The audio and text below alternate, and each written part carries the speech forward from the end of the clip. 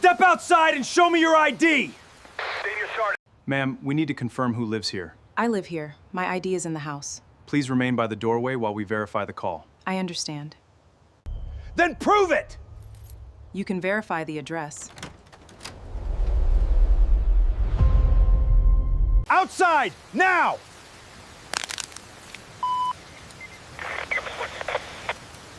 Mom? She refuses to cooperate! I live here. Show me ID! Step outside! Call your supervisor. Now! Step outside and show me your ID. The officer barked, his hand already blocking the doorway. Behind the black woman, a little girl stood frozen in pajamas, clutching a birthday card she had not finished signing. Why did two police officers believe a homeowner had to prove she belonged inside her own house?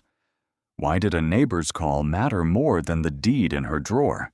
And why did the quiet woman in the doorway refuse to raise her voice, even as cameras began recording? They thought they were questioning someone powerless. They had no idea whose name was on the federal letter waiting on the kitchen table. The porch bulb buzzed above Elena's head, turning the matte gray and the officer's boots black. "Ma'am, step outside," Officer Dale Harper said. His voice carried toward houses where curtains had begun to move. "I'm not asking again." Elena kept one hand against the doorframe. Behind her, Maya's bare feet made a sticky sound on the hall floor. "I live here," Elena said. "My ID is inside. My daughter is inside. You can verify the address without turning this into something else." Harper leaned closer. His ring clicked against his flashlight. "Then prove it." Officer Lucas Pike stood lower on the walk, rain shining on his cap. His eyes moved from Elena's face to the keys in her hand. "Sir," Elena said, "please don't block my door." The word "please" only tightened his mouth. Across the street, Mrs. Evelyn Whitaker opened her storm door. The hinge squealed. Two porch lights snapped on. "Is everything all right?" she called. "Stay inside, ma'am," Harper said. Maya stepped into view, clutching the birthday card from the kitchen table. Purple marker bled across the big letter M. "Mom?" she whispered. "Stand by the stairs, baby. I can get your purse." "No, stay where I can see you." Pike's radio crackled. Elena smelled damp leaves, vanilla frosting, and the rubber of Harper's jacket. He aimed his flashlight past her shoulder. "Who else is in the residence?" "My child." "Any adults?" "No." "Are you employed by the homeowner?" Elena's fingers closed around the brass key, then opened. "I am the homeowner." Near the mailbox, Patricia Voss stood in a beige coat, phone held at her chest. "That's the caller," Pike murmured. Harper ignored him. "Report says suspicious person attempting entry." "I opened my front door with my key." People say a lot when they're caught. A red recording dot glowed across the street. A teenage boy by a bicycle held his phone with both hands. Elena looked back at Harper. "Is your body camera recording?" "Don't tell me how to do my job." "I asked whether it is recording." Pike touched his chest camera. "Mine is." Harper turned just enough to silence him. Maya's card slipped. The purple M dragged across the paper like a bruise. "Mom, I'm scared." Mrs. Whitaker stepped onto her porch, then stopped with one hand gripping the frame. "Look at me, Maya," Elena said. "Breathe in through your nose." "Ma'am," Harper snapped. "Face me." Elena faced him. The street had gone still. Only the porch bulb, the radio hiss, and the soft crinkle of paper in Maya's hands. "You have 30 seconds, Harper said. "Step outside with your hands visible, or we handle this differently." Pike looked at the doorway. The child, the key, then the mail basket on the side table. A white envelope sat on top. Elena Brooks printed clearly above the address. His lips parted, then closed. Elena saw it. So did Mrs. Whitaker. "I will step onto my porch," Elena said. "I do not consent to leaving my property. I do not consent to a search. I want your supervisor called." Patricia's phone rose higher. Harper smiled without warmth.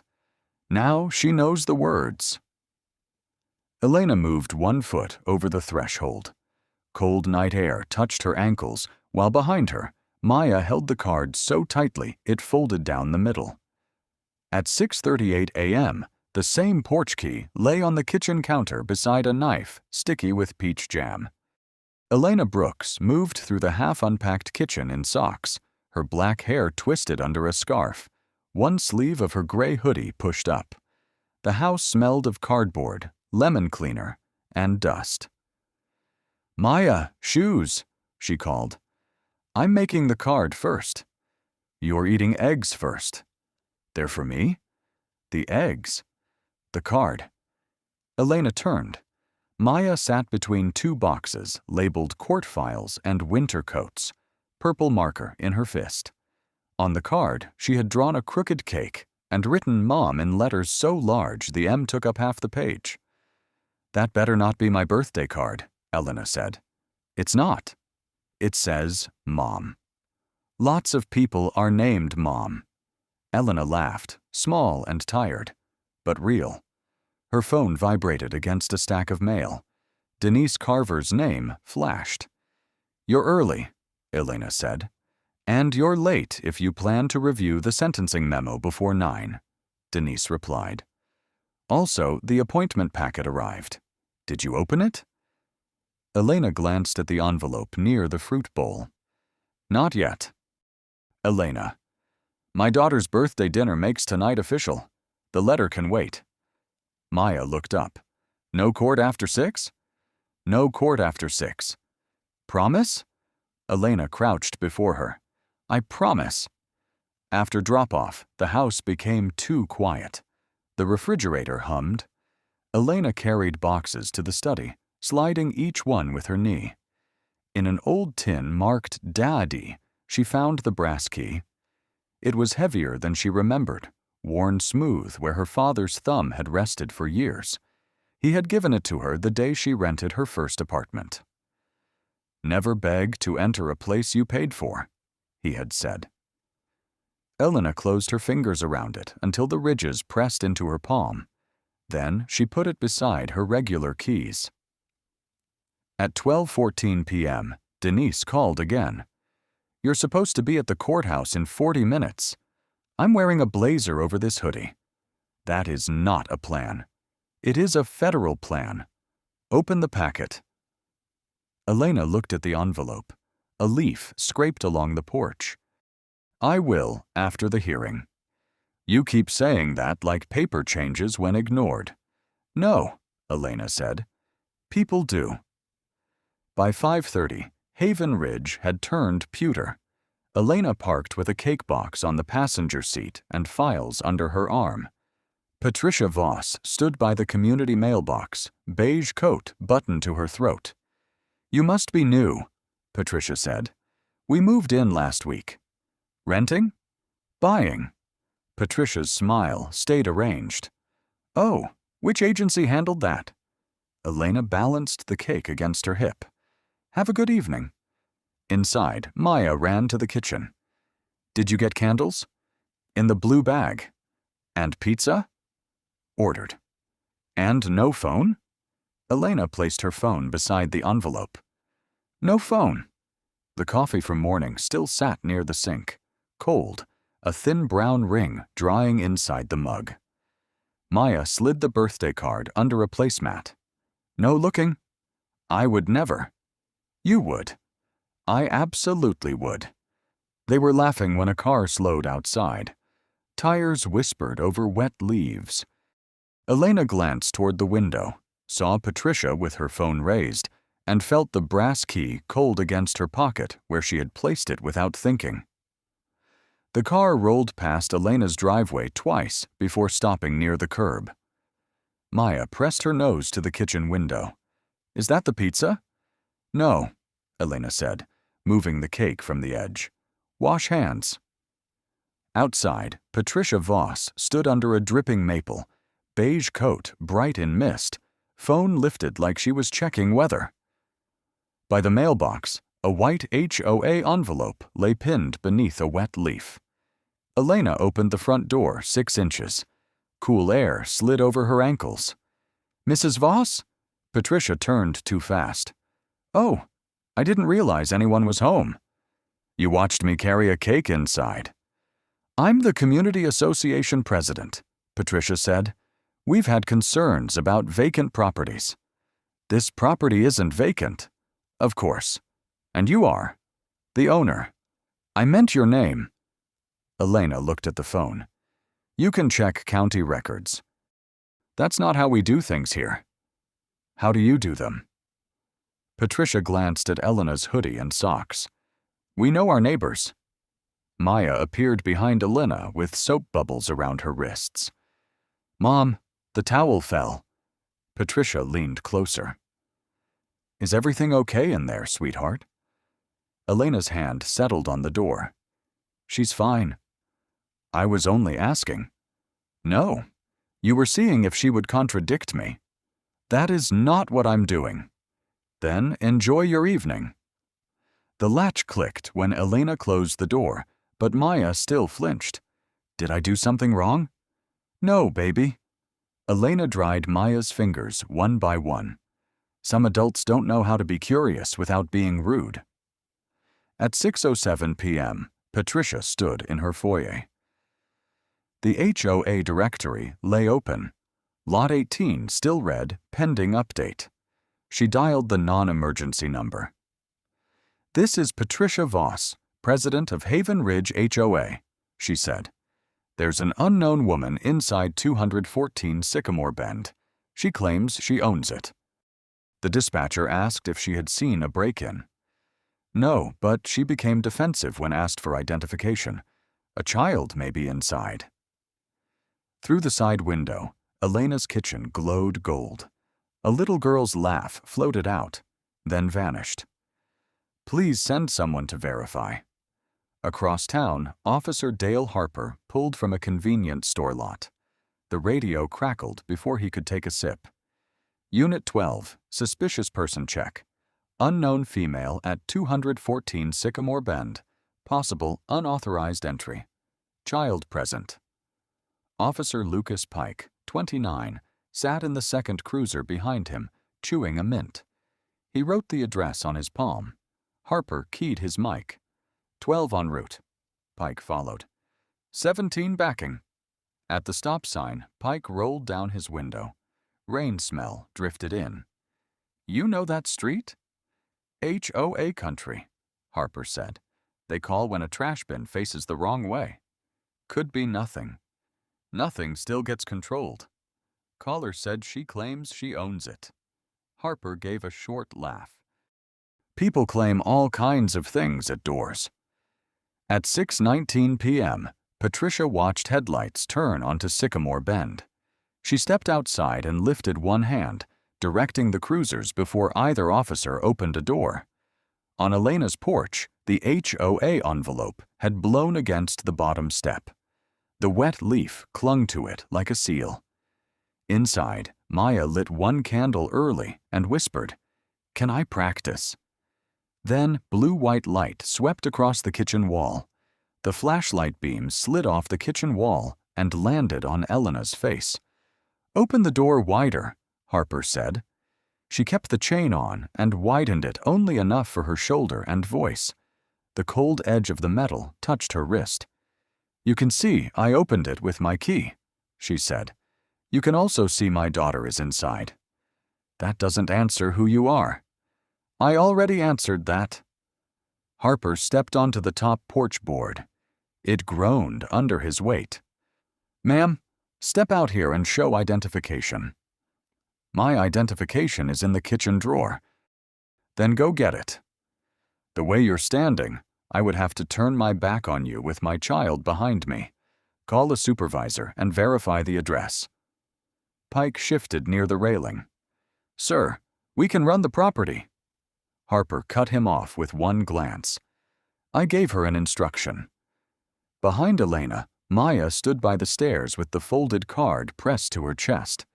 The candle in the kitchen had gone crooked in its wrapper, leaving a sweet wax smell in the air.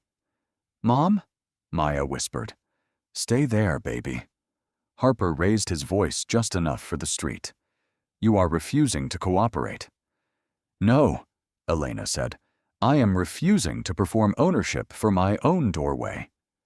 Across the street, Jordan Ellis moved closer with his phone up. Mrs. Whitaker came down one porch step in house slippers and a knitted cardigan, then stopped again. Elena saw her eyes go to Maya, to the card, to the open door with the warm light behind it. Patricia stood near the hedge with her mouth pinched tight, as if this entire scene had happened to inconvenience her. Harper pointed at the porch. "Now." Elena glanced back once, not at Maya, but at the short hallway table. Her keys lay there. Beside them, the brass key. Beside that, the white federal envelope and the drawer where her license sat under takeout menus and a roll of tape. Her fingers rested on the door chain. For 1 second, they tightened, almost enough to push the door shut. She let go. "I will step onto the porch," she said. "My daughter stays in my sight." Hands visible. She moved carefully over the threshold. The wood was damp through her socks. The porch bulb hummed above them, pulling moths against the glass. "There," Harper said. "ID. It's inside." His jaw worked. "Are you making a joke of this?" "No. Because from where I'm standing, you're doing a lot of talking for somebody with no proof." Elena looked directly at him. "From where I'm standing, you arrived at my home and decided proof only counts if you approve the way it's handed to you." Pike exhaled through his nose. Patricia looked away. Jordan kept filming. Maya suddenly ran forward, stopping just inside the doorway. "I can get it," she said. "Mom keeps it in the drawer by the forks." "No," Harper snapped, and the child froze. Mrs. Whitaker's hand went to her mouth, but she did not cross the street. Elena's voice stayed low. "Do not speak to my daughter like that. I'll speak however I need to control this scene." "There is no scene," Elena said. "There is a child, a home, and 2 officers refusing the easiest available verification." Harper stepped closer, close enough for Elena to smell coffee on his breath and rain in the collar of his jacket. "What's your full name?" "Elena Brooks." He repeated it into his radio, then added, "Claims to be resident. No ID produced." Claims. The word seemed to hang under the porch light longer than it should have. Inside, Maya's card slipped from her hand and landed face up on the floor, the purple M bent sharply through the middle. The purple card lay between Elena's socks and Harper's boots. Nobody moved. Rain ticked in the gutters. A dog barked once, then stopped. "Maya," Elena said, still facing Harper, "pick that up and stand by Mrs. Whitaker." "I don't want to go." "I know." Harper's radio hissed. "Unit 12. Status?" He pressed the button. 1 uncooperative adult female. Child present. Neighbors gathering. "Uncooperative?" Elena repeated. "That's what this is." Jordan Ellis stood on the sidewalk, phone held chest high. The red dot on the screen burned tiny and steady. "Officer," Jordan called. "She said her ID is inside." "Back up. I'm on the sidewalk. Back up now." Mrs. Whitaker stepped off her porch. "Officer, I know this child. I saw them move in last week." "Remain in your residence." "I'm in the street." Patricia stood near the hedge. "Elena, if you own the house, why not show them?" Elena looked at her. "Because my daughter should not learn that a stranger can call police and make her mother prove she belongs at the table." Pike's gaze dropped to the mail basket inside the doorway. The HOA envelope had opened, showing 214 Sycamore Bend. Above it, in black letters, Elena Brooks. "Sir," he said, "there's mail with the name and address." Harper did not look. "Mail gets stolen." Her keys opened the door. Keys get copied. Maya made a small sound. Mrs. Whitaker reached the driveway. "I can take her," she said. Elena's throat moved. "Maya, go with Mrs. Whitaker. Keep the card." "No, I didn't finish it." The streetlights flickered on, throwing orange pools onto wet asphalt. More faces appeared behind glass and doors. Harper raised his voice. "Last time. Produce ID, step away from the entrance, and comply." Elena folded her hands. "Document that I offered lawful verification, and you refuse to use it. You don't get to narrate my report." "I'm giving facts before witnesses." Patricia's mouth tightened. Jordan's red dot stayed bright. Pike touched his wet cap. "Maybe we call Sergeant Raskin, just to clear the address." Harper's shoulders squared. "You want to run this call?" "No, sir." "Then stand by." A pizza driver slowed at the corner, saw the porch, and kept going. Damp leaves mixed with cooling cheese from the kitchen. Maya bent for the card. Rain had blurred the purple M until it feathered at the edges. Harper watched Elena watching her child. "Step farther from the door." "No. You're obstructing." "I am standing at my home." "You are preventing officers from confirming a complaint." "You are preventing yourself from confirming it." A low murmur passed along the curb. Mrs. Whitaker whispered, "Oh, Lord," but did not move. Harper snapped out his notepad. Full name again. Elena Brooks. Date of birth. "You can have that when my supervisor request is honored, or when I retrieve my license in view of my child." "Not how this works." "Then explain how it works." He clicked his pen. The sound cut through everything. "You follow directions first." Pike looked once more at the envelope, the keys on the hall table, and the little girl holding the card to her chest. Then Harper wrote one word at the top of the page, pressing hard enough that Elena could hear the paper tear. The torn paper made Pike blink. Harper had written obstruction in block letters, pressing so hard the ink bled through. Elena read it upside down and kept both feet on the wet porch boards. "Officer Harper," she said, "I am asking you to contact Sergeant Raskin. You don't assign supervisors to me. I'm requesting one. You're delaying." Maya stood beside Mrs. Whitaker, but only by half a step. The old woman's cardigan was dark with mist.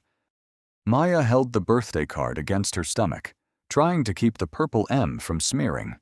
Pike cleared his throat. "I can radio it in." Harper didn't turn. "Stand by means stand by." Jordan wiped rain off his phone. The red dot vanished, then returned. Patricia angled away. Elena lifted one hand. "My license is in the drawer by the sink. My deed is in the study. Mail with my name is on the table. You can watch me retrieve them." Harper laughed once. "Now she has an office in there." "She has a child in there," Mrs. Whitaker said. "Ma'am, final warning." The old woman's mouth folded shut, but she stayed. Maya stepped forward and opened her palm. The brass key lay across it, gold under the porch light. "This is Grandpa's," she said. "Mom uses it." Elena's eyes changed. "Maya, give that back to Mrs. Whitaker." "But it proves—" "No, baby." Harper stared at the shaking key. "Put that away." Pike spoke softly. "Sir, the kid found it inside." "Kids pick things up." Elena turned to Pike. "Your camera is recording?" "Yes, ma'am." "Then say aloud that Harper refused a supervisor, property verification, and supervised ID retrieval." Rain ran from Pike's cap onto his cheek. Harper stepped between them. You will not coach my officer. I'm creating a record. You're creating probable cause. For what? For interfering with an investigation. What investigation? The complaint that you may not belong here. Elena looked past him to Patricia. Who said that? Patricia hugged her phone to her coat. I reported a concern. You reported a woman in her doorway. I did not know that. You chose not to know.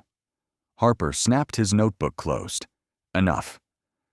Inside the kitchen, Maya's candle slumped sideways, wax sliding down the stripe. Vanilla frosting mixed with wet leaves and exhaust. Maya looked at the key. Mom, do I still get to make a wish?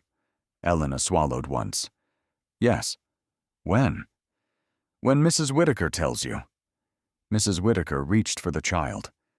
Maya stepped back only after Elena nodded. Pike looked at the hallway table again. Keys, mail, the white envelope, the drawer by the sink. Sir, he said, barely above the radio hiss. We can clear this in 2 minutes. Harper's head turned slowly. I'm saying, if Sergeant Raskin wants... I said enough. Pike's hand dropped from his mic. Elena watched his shoulders lose an inch. Officer Pike, she said, one day you'll remember what you saw before you obeyed what you were told. Pike stared at the porch floor. Harper moved closer. Hands where I can see them. They are where you can see them. Step farther from the door.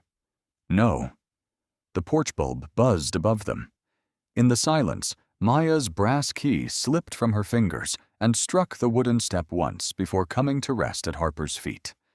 The brass key spun once on the porch step and stopped against Harper's boot. Maya made a sound too small to be a word. Elena did not bend. Her hand stayed open at her sides while Harper looked down, as if the little key had challenged him. Turn around, he said. No. Turn around now. For what reason? Obstruction. Pike's head lifted. Sir. Harper pointed without looking. Not another word. Mrs. Whitaker pulled Maya against her cardigan. The child's card crinkled between them, its purple M crushed into a dark fold. Across the street, Jordan's phone shook, but the red dot stayed bright.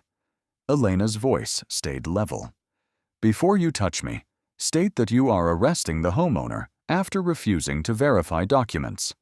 You're not in court. No, I'm at my front door. He reached for her wrist.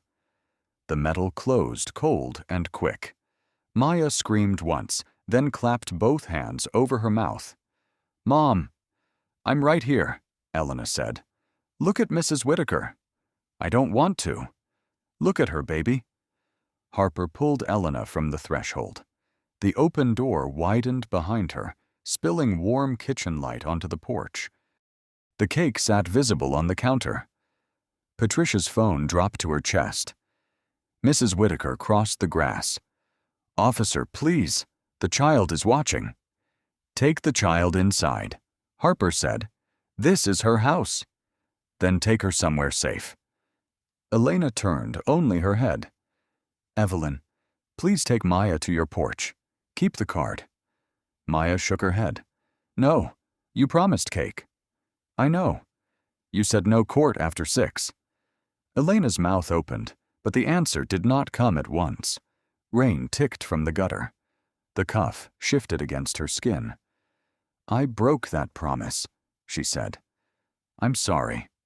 Pike looked away. Mrs. Whitaker wrapped both arms around Maya and guided her backward.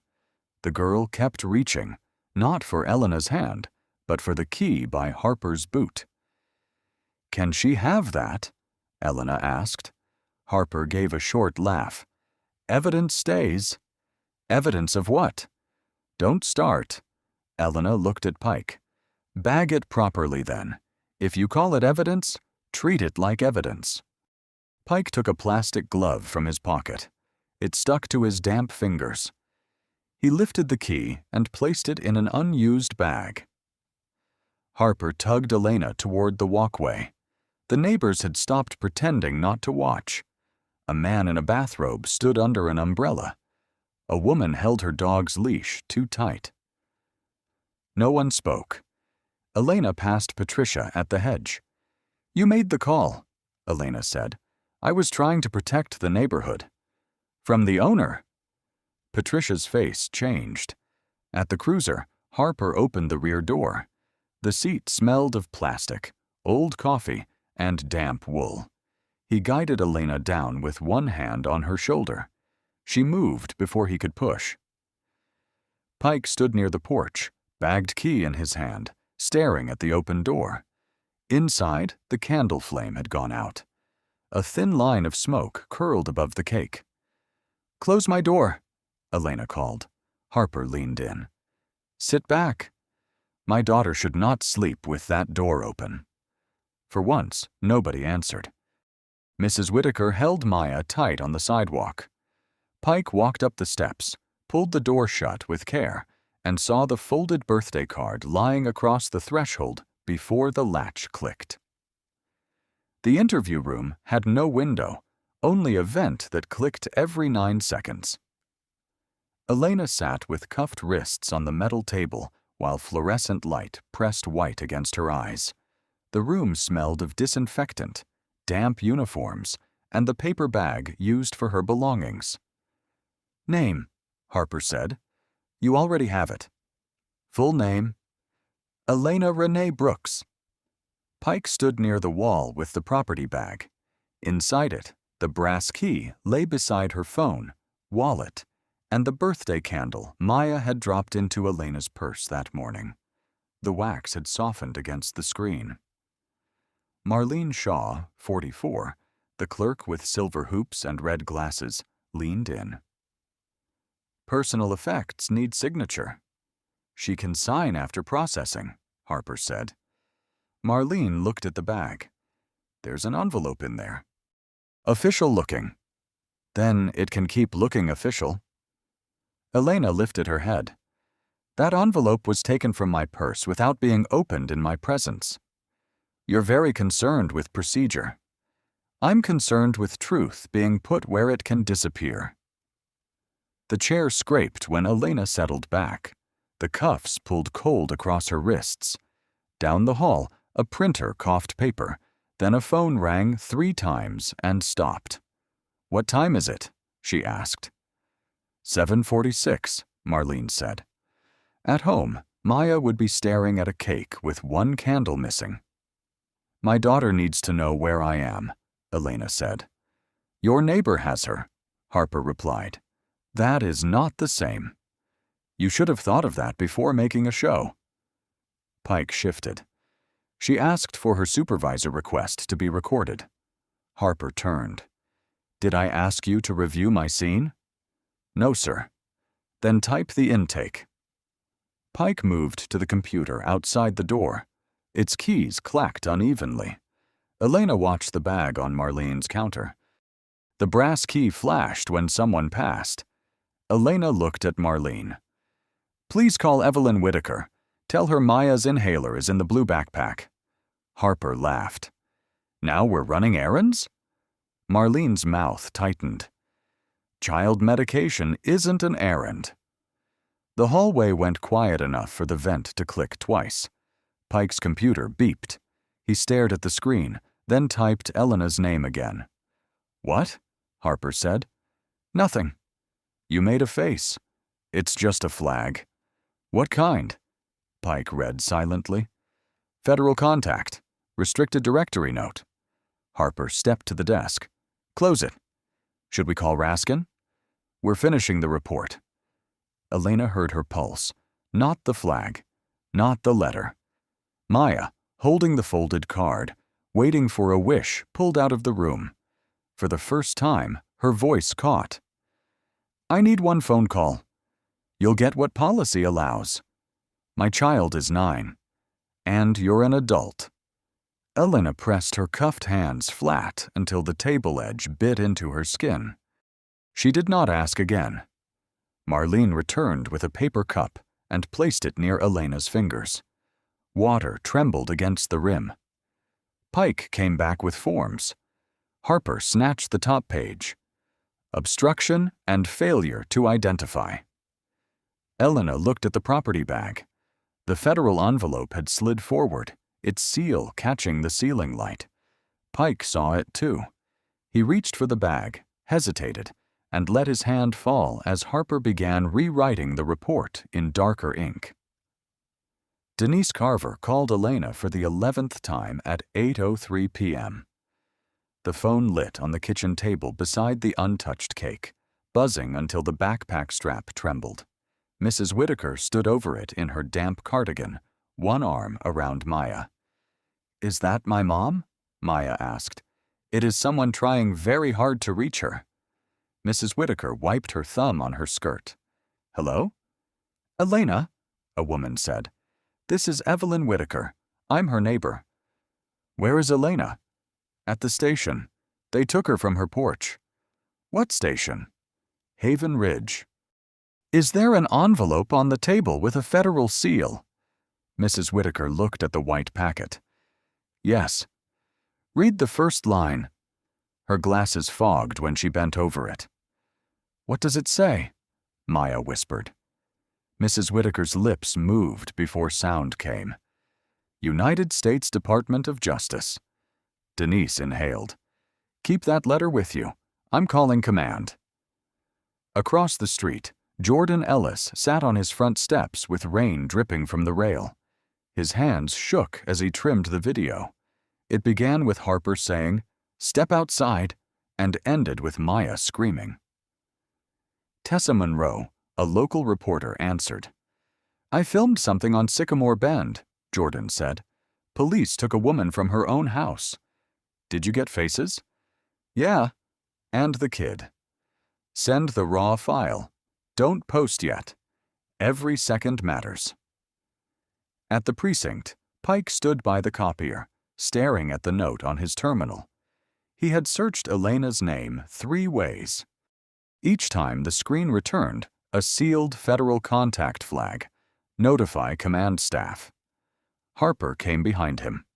"Why are you still on that?" "It says command notification." "It says a lot of things." "We should call Raskin." Harper took the intake form. "Wake a sergeant over a database flag?" Pike pointed to the monitor. "Not a local flag." The desk phone rang. Marlene Shaw picked it up. "Haven Ridge desk." Her posture changed. "Yes, ma'am." She covered the receiver. "Sergeant Raskin. Now." Harper's face went flat. "Who is it?" "Someone from the federal courthouse asking why Elena Brooks is custody." The room seemed to lose air. Even the copier stopped with one page hanging halfway out. In the interview room, Elena heard boots outside the door. The birthday candle had bent inside her property bag, white wax smeared over her phone. Marlene entered first. "Your neighbor got Maya's inhaler." "Thank you." "Denise is on the line for command." Elena closed her eyes once, like a person feeling one beam return. Sergeant Bill Raskin arrived with his coat over pajama pants and one shoe untied. "What exactly did we arrest her for?" he asked. Harper lifted the report. "Obstruction."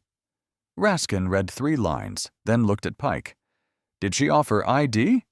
"Yes." "Property verification?" "Yes." "Did either of you check the address?" Harper said. "The scene was unstable." Raskin looked through the glass at Elena. "No," he said quietly. "The scene was inconvenient." Marlene returned with the phone pressed to her shoulder. "Deputy Chief Mercer is calling in." Raskin rubbed both hands over his face. "Of course he is." On the kitchen table, Elena's phone lit again. Mrs. Whitaker answered before the second buzz, while Maya held the opened federal letter against her chest. Deputy Chief Alan Mercer arrived at 8:41 p.m., rein on one shoulder. "Body cam," he said. Sergeant Raskin pointed to the review room. "Cued. Pike's is clean. Harper's has gaps near the door." Battery issue, Harper said. Marlene Shaw looked over her red glasses. It was charged when he checked out. The room smelled of old carpet, burned coffee, and warm plastic. Pike stood in the corner while Mercer played the footage. Elena appeared in her gray hoodie, one hand on the doorframe, Maya behind her with the card. Pause. The screen froze on the hallway table. Keys, mail, a white envelope with Elena Brooks above the address. Mercer turned. "Officer Pike, did you see that?" "Yes, sir." "When?" "At the door." "And did you say anything?" "I mentioned mail." "Mentioned?" Harper said mail gets stolen. Mercer played Jordan's video next. Harper's voice cut through. Now she knows the words. Then Maya asked if she still got to make a wish. They watched until the cruiser door closed and the card lay at the threshold. Outside, Harper bent over a keyboard. His report read, "Subject became verbally resistant." He erased resistant, typed hostile, then erased that too. The cursor blinked, waiting for a word that would not lie quietly enough. Pike stepped out. "Don't write that." Harper did not look up. "Go home, Lucas." She wasn't hostile. She asked for verification. She challenged authority in front of a crowd. Maybe authority needed challenging. Harper turned pale. "Careful." "I saw the envelope. I saw the keys. I saw the kid hand you the brass key. And you stood there." The words hit Pike harder because they were true. Mercer came out, holding stills. "Harper, step away from that report. I'm not finished. That is exactly why. With respect, you weren't on that porch." "No," Mercer said. "Everybody else was recording it." Marlene's phone rang. She listened, then covered the receiver. Federal courthouse wants confirmation she's released. Raskin said, "She should have been released 20 minutes ago." Mercer looked at Harper. "Take the cuffs off." In the interview room, Elena sat with the water cup untouched. Pike entered with the key ring, and the metal teeth trembled in his hand. "I'm removing these." "On whose order?" "Deputy Chief Mercer." "Say that on camera." Pike looked at the black dome. "By order of Deputy Chief Mercer, I am removing Ms. Brooks's restraints." One cuff opened with a dry click. Elena rubbed the red line on her wrist, but said nothing. "I'm sorry," Pike said. She lifted her eyes. "For what part?" He had no quick answer. The hallway lights hummed. "For seeing enough," he said, "and doing too little." Elena stood. "Then write that down before anyone teaches you a cleaner sentence." When she stepped into the hall, Harper stood beside the desk, arms crossed, his unfinished report glowing on the screen. The cursor blinked after the word subject. Mercer held out Elena's property bag. Judge Hale opened an emergency docket for morning. Elena took the bag and saw the bent birthday candle pressed against her phone. "What time?" 9 a.m. She looked at Pike, then at the darkened street beyond the glass doors. "My daughter gets the first call." At 8:57 a.m., the courtroom clock buzzed before the minute hand moved. Elena stood at the defense table in the same gray hoodie, her blazer folded in the property bag. She had washed her face in the station sink, but the red line around her wrist stayed visible. Maya sat behind Mrs. Whitaker, holding the folded birthday card. Denise Carver sat 2 seats away, phone face down. "All rise," the clerk called. Judge Miriam Hale entered, 61, silver hair cut at her chin, glasses on a cord. She looked at Elena, Harper by the wall, Pike near the aisle, and Mercer beside a man with a folder. "Be seated." "This is an emergency review regarding the detention of Elena Brooks," Judge Hale said. "Ms. Brooks, state your full name and occupation." Elena's fingers tightened around the cup until the rim dented. "Elena Renee Brooks, United States Attorney for the Northern District of Georgia. The room changed without a sound. Pike lowered his eyes. Harper kept his chin up, but his throat moved. The man with the tan folder stepped forward. Calvin Reed, Assistant State Inspector. Was this information available last night? The judge asked. Mercer said, a federal contact flag appeared during intake. Before restraints were removed? Yes. The judge wrote one line. The pen sounded loud. Harper shifted. Her title wasn't known at the scene. Elena turned her wrist so the mark caught the light. Judge Hale saw it. Was her address known at the scene? Harper hesitated. Pike answered, voice thin. It was visible, Your Honor. On mail inside the doorway. Harper stared at him. Approach, the judge said. Mercer handed up printed stills, body camera logs, and Jordan's video transcript. Page by page, the judge reviewed them. The air smelled of paper, rain-damp coats, and old varnish.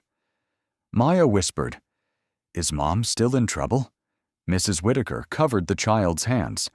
No, honey. Ms. Brooks, Judge Hale said, do you wish to make a statement? Elena stood straighter. I request dismissal of charges connected to this detention, preservation of every recording, and assignment to an outside review. Because of my office, I will not direct the investigation. You are recusing yourself from any federal review touching this department? Yes, Your Honor. Harper gave a short breath, almost a laugh. Convenient. The judge looked over her glasses. Officer, another sound from you, and you will wait in the hall. The silence that followed lasted longer than anything Harper had shouted on the porch. Judge Hale signed the order. The detention is vacated pending external review. Ms. Brooks is released without conditions.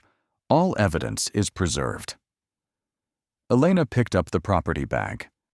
The bent candle rolled against her phone. Maya stepped into the aisle. Can we go home? Elena's face softened only around the eyes. Yes. As they passed Harper, Maya stopped near enough to see his badge. You left our door open, she said. Harper looked down, then away. Pike remained near the aisle. Ms. Brooks, Elena paused. I'll give a full statement. Give a truthful one, she said. Outside the courtroom, rain tapped the tall windows. Inspector Reed opened his tan folder, and on the first page was the name Patricia Voss.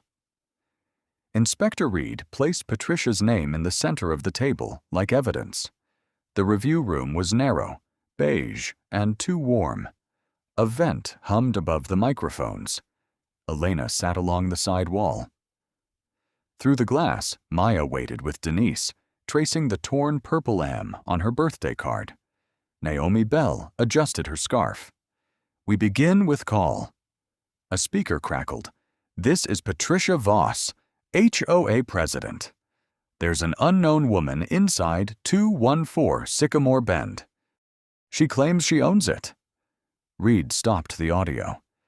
Did you check property records, see forced entry, or hear the child ask for help? Patricia folded her hands until her rings clicked. No. Mrs. Whitaker sat 2 chairs down, holding a paper cup. The water trembled each time she breathed. Naomi slid printed messages across the table. Before calling police, you wrote, "Someone like that is in Lot 18. This is how neighborhoods change when no one watches." Did you write that? Patricia stared at the page. I was worried. About what? Uncertainty. Reed played Harper's body cam. Elena's voice filled the room. You can verify the address. Then Harper's. Mail gets stolen. Then Maya's question. Mom, do I still get to make a wish? Mrs. Whitaker's cup knocked the microphone. Water slid over her fingers. Reed paused the video. Mrs. Whitaker. She leaned forward. I should have crossed the street sooner. I knew enough. I saw the girl. I saw the key. I saw that officer stop listening. Patricia turned. Evelyn, I was trying to protect us. From a mother with cake on her counter? Mrs. Whitaker said. Pike entered after a knock, uniform pressed, eyes raw. He sat with his palms on his knees and did not look toward Harper's chair. Reed asked, "Did you observe evidence supporting Ms. Brooks's claim?" "Yes." "List it." Keys on the hall table, mail with her name, a child calling her mom, a brass key brought from inside, her request for supervised ID retrieval. Why did you not intervene? Pike's jaw moved once. I mistook obedience for professionalism. Naomi wrote it down. Did Harper instruct you to ignore verification? He told me to stand by. And you did? Yes. Patricia leaned toward her microphone. I did not call because she was black. No one had asked that. Reed let the sentence sit until Patricia looked away. Naomi tapped the messages. These show you decided she did not belong before anyone checked who she was. I was protecting property values, Patricia said. Elena turned slowly. There was a child in that property. Patricia's hands slipped apart. Reed gathered the papers. Preliminary finding, caller assumption, officer verification failure, and supervisory delay. This proceeds to formal discipline and policy review. Mrs. Whitaker pushed the cup away. May I apologize to Maya? Elena looked through the glass. Maya held the card up for Denise like proof that paper could survive a tear. Not today, Elena said. Mrs. Whitaker nodded, and the nod seemed to cost her. As the room emptied, Pike stopped at the door with a folder. Harper's report drafts were preserved. All of them? Yes. The deleted words, too. Outside the glass, Maya pressed the birthday card, showing Elena the purple M she had tried to redraw over the fold. Maya checked the front door lock twice before she took off her shoes. The first click sounded ordinary. The second made Elena turn from the mail table. You don't have to do that, baby. I know. Maya slid the bolt once more, then hid her hand in her sleeve. The hallway smelled of rain, cardboard, and the soup Mrs. Whitaker had left on the porch. Elena set the property bag on the bench. The brass key, returned in an evidence sleeve, rested beside the bent candle. Can we keep it out? Maya asked. The key? The door. Elena crouched. We keep the door closed because it is ours to close. Maya nodded, but her gaze stayed on the lock. The next afternoon, the Haven Ridge community room filled with folded chairs and tight faces. Patricia Voss sat in front without her HOA pin. Deputy Chief Mercer stood beside Naomi Bell and Inspector Reed. Officer Dale Harper has been placed on administrative leave. The finding includes refusal to verify information and inaccurate report language. A man in back muttered, That's it? Reed answered, This is the public portion. Pike stood near the wall, not in uniform. Naomi said, Officer Lucas Pike has entered remedial training and provided a sworn statement. Pike stepped forward. I saw enough to slow it down. I didn't. I let a senior officer's certainty become my excuse. Miss Brooks, Maya, I am sorry. Maya leaned into Elena's side but did not answer. Patricia rose when her name was called. The chair legs scraped the floor. I have resigned as HOA president, she said, effective immediately. No applause came, just coats shifting and old lights humming. Mrs. Whitaker stood from the second row. Did you ask yourself why you were so sure? Patricia's lips parted. I thought I was being responsible. You were being listened to, Mrs. Whitaker said. That is not the same. That evening, Elena found Maya in the hallway again, pajamas wrinkled, redrawn birthday card under one arm. I don't want another party, Maya said. Then no party. I don't want people watching our house. Elena sat beside her on the floor. Some people will watch for a while. Because you're important? No. Elena looked at the door. Because they were wrong and don't know where to put that feeling. Maya considered this. Do you hate them? Outside, tires hissed along wet pavement. No. Do you forgive them? Elena placed the brass key in Maya's palm. Not because anyone asked in a room with microphones. A soft knock came at the door. Both of them froze. Elena stood first. Who is it? Evelyn. Through the peephole, Mrs. Whitaker held a covered cake plate. Elena opened the door only as far as the chain allowed. I won't come in, Mrs. Whitaker said. I just wanted to replace what went cold. Maya looked at the plate. It had one candle missing, she said. Mrs. Whitaker blinked hard. This one has 10. One extra for courage. I'm 9. I know. Elena unhooked the chain. Not wide. Just enough. Mrs. Whitaker placed the cake on the bench and stepped back. After she left, Maya touched the lid and went to the lock. One click. Then she stopped herself. Elena saw the little hand hover in the air, choosing. From the porch, the cake smelled of vanilla and rain. Captain Renee Lawson dimmed training room lights at 8:15 a.m. On screen, Elena's porch appeared in frozen blue-gray. Harper at the threshold. Maya half hidden behind the door, the birthday card bent in her small hands. 27 officers sat in rows, radios low. Elena stood beside the screen in a navy suit, the wrist mark covered by a watch. She had asked for no introduction beyond her name. Lawson, 47, square-shouldered with a pencil behind one ear, faced the room. This is procedure before pride. She clicked the remote. Harper's voice filled the room. Step outside and show me your ID.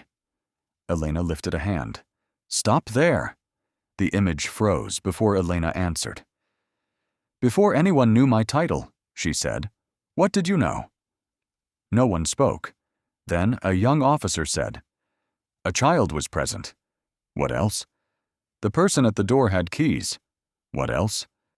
Pike sat in back, no longer in patrol uniform, a notebook open on his knee.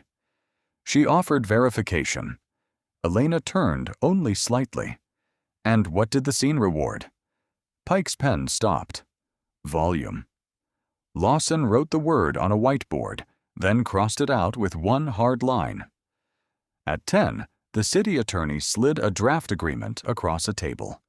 Address checks before escalation, supervisor review for residence calls, body camera audits, and a civilian panel for disputed home entry complaints. This will slow some calls, he said. Good, Naomi Bell replied. Speed was part of the problem. Mercer looked at Elena. You want your name attached? No. It started with you. It started before me. He signed. Mrs. Whitaker came at noon, holding Maya's redrawn card in a clear sleeve. She asked me to bring this. She said it should not get bent again. Elena touched the plastic edge. The purple M had been traced until it looked stitched. She also said not to let grown-ups talk over the part where she cried. Elena looked toward the training room door. That's the part I'm using. When the second session began, Lawson expected Elena to speak about authority and liability. Instead, Elena placed Maya's card under the document camera, the screen filled with the purple M. This is where you pause, Elena said. Several officers shifted. Not because of who I am, not because someone may outrank you later, because a child held this while adults made fear sound official. In the front row, an older sergeant folded his hands. What should Officer Pike have done? Pike answered before Elena could. Key the mic. Ask for a supervisor. Say the visible facts out loud, even if my voice shook. Elena looked at him. Especially then. Outside, rain ticked against narrow windows. In the hallway, Mercer posted the signed policy memo on the bulletin board. No ceremony. 4 pages, 2 signatures, 1 effective date. Elena left after sunset. At home, Maya had taped a paper sign near the inside of the front door. "We live here." Elena hung the brass key on a small hook below the sign, where both of them could reach it. Maya came from the kitchen with frosting on her thumb. Did they listen? Elena looked at the key, then at the sign. Some did. And the others? They heard it anyway. Maya considered that, then turned the porch light on before the sky went dark. 3 months later, Maya turned 10 with the porch light already on. No cars slowed at the curb. No curtains moved across Sycamore Bend. Inside, the kitchen smelled of vanilla, warm sugar, and the soup Mrs. Whitaker had carried over since the hearing. Elena pressed 10 candles into a cake that did not lean. "Can I light them myself?" Maya asked, "with me beside you." The brass key hung below the paper sign that still read, "We live here." Its edges had curled from winter air, but Maya refused to take it down. A knock came at 4. Elena checked the peephole. Mrs. Whitaker waited with a small white box and both hands visible. "I brought matches," she said. "We have some." "I know. I wanted to ask first." Maya took the box. "You can come in." Mrs. Whitaker stepped over the threshold slowly. She did not mention the old cake, the night rain, or the moment she had waited too long. She placed her coat on the chair and helped Maya straighten the candles. That morning, Haven Ridge released the public review. Harper's name appeared in plain language: policy violations, inaccurate reporting, failure to verify available information, termination after discipline. No dramatic words, just dates, findings, signatures. Pike's name appeared too. He remained off patrol, assigned to residence call training under Captain Lawson. His written apology had arrived 2 weeks earlier. Elena had read it once, then placed it in a folder marked "Completed, Not Forgiven." At 5, Denise called.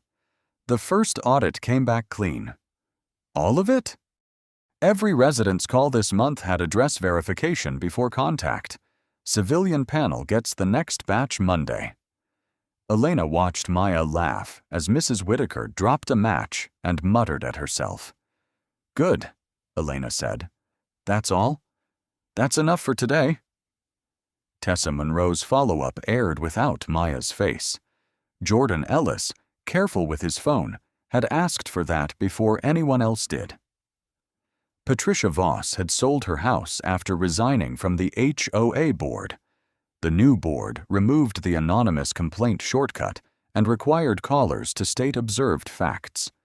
At 6, Pike came only as far as the sidewalk. He wore a plain coat, no badge, and left an envelope in the mailbox before turning away. Maya saw him through the window. "Is that the young officer?" "Yes." "Do we open it?" "Not tonight." Maya nodded. "Cake first." Elena lit the candles with Mrs. Whitaker's matches.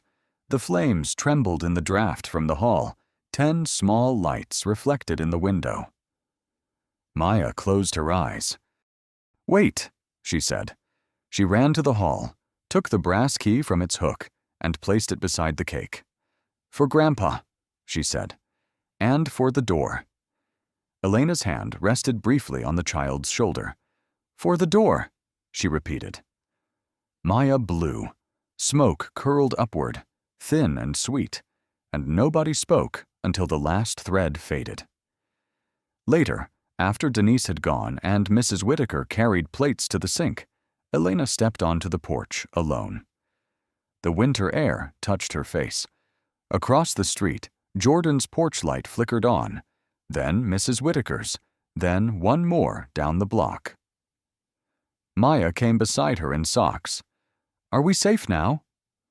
Elena looked at the quiet street, the signed policy framed inside City Hall, the key warm from Maya's hand.